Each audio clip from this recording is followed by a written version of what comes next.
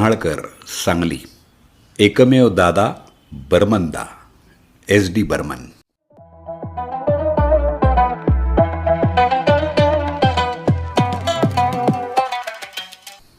मित्र हो, पंचम आमचा आवडता संगीतकार, पण पंचमचे वडील म्हणून सचिनदेव बर्मन यांच्याबद्दल कायम आदर आणि प्रेम वाटत राहिलं.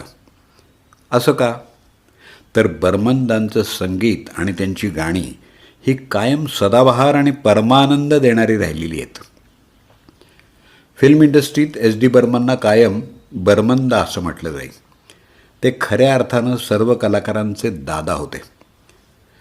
तसं म्हटलं तर अनिल विश्वास यांच्यापासून हिंदी चित्रपट संगीताची दिंडी देशभर गाजू लागली, जी पुढं वेगवेगळ्या संगीतकारांनी सुरेल आणि समृद्ध केली.